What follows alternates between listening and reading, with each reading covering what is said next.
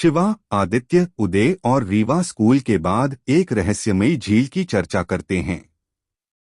रीवा कहती है, चलो इसे एक्सप्लोर करते हैं। अगले दिन सभी झील के किनारे पहुंचते हैं। पानी रहस्यमय रूप से चमक रहा था। रीवा जैसे ही पानी को छूती है, अचानक झील में गिर जाती है। झील के अंदर एक सुनहरी मछली उसके पास आती है और एक नीला मोती देती है। मोती छूते ही रीवा में अजीब शक्ति आ जाती है। वह पानी के अंदर सांस ले सकती थी और उसे नियंत्रित कर सकती थी।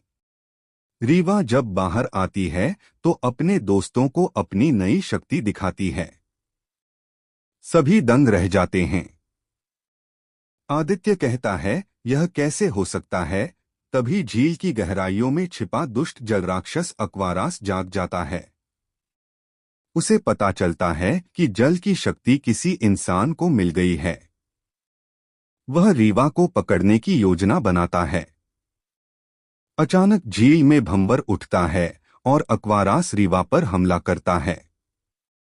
रीवा अपनी शक्ति से खुद को बचाती है, लेकिन अक्वारास उसे चेतावनी देकर गायब हो जाता है। शिवा समझ जाता है कि यह बड़ा खतरा है। वह रीवा की रक्षा करने का प्लान बनाता है। जलपरियां रीवा को बताती हैं कि वह जलरानी बन सकती है, लेकिन इसके लिए उसे एक रहस्यमयी मोती खोजकर जलदेवता को समर्पित करना होगा। रीवा तैयार हो जाती है और झील की गहराई में छिपे जलनगर तक पहुंचती है। वह देखती है कि वहां सुंदर महल और जलपरियां हैं। वे बताती हैं कि अक्वारास कभी इस झील का रक्षक था, लेकिन अब वह शक्ति के लालच में बुरा बन चुका है। इसी बीच अक्वारास फिर हमला करता है।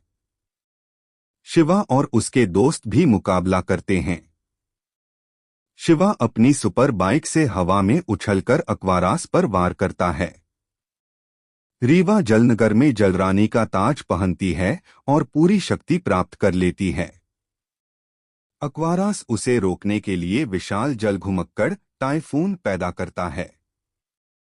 लेकिन रीवा अपनी असली शक्ति का उपयोग कर अक्वारास को हरा देती है। जलदेवता अक्वारास की बुरी शक्ति खत्म कर उसे झील की गहराई में कैद कर देते हैं। अब झील शांत हो जाती है। जलपरियां रीवा को धन्यवाद देती हैं। रीवा वादा करती है कि वह हमेशा झील की रक्षा करेगी। शिवा और दोस्त उसे जल की रानी कहकर चिढ़ाते हैं। अगले दिन स्कूल में रीवा की बहादुरी की चर्चा होती है। जलदेवता उसे संदेश देते हैं कि जब भी झील को खतरा होगा, वह जलरानी बन सकती है। कुछ दिनों तक सब कुछ सामान्य रहता है। लेकिन एक रात रीवा को एक अजीब सपना आता है। वह देखती है कि झील की गहराइयों में एक और रहस्यमय शक्ति जाग रही है। अगले दिन जब वह झील के पास जाती है तो उसे पानी में हलचल महसूस होती है। अचानक एक विशाल जलसर्प झील से निकलता है।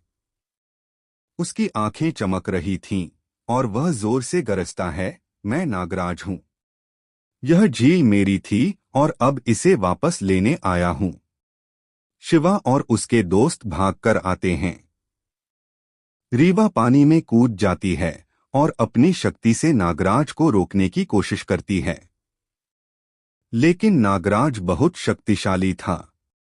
उसने अपनी लंबी पूंछ से लहरों को उठाकर रीवा को दूर फेंक दिया।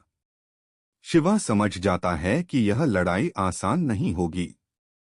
जलपरियां रीवा को बताती हैं कि नागराज बहुत पुरानी शक्ति है, जिसे जलदेवता ने कैद कर दिया था।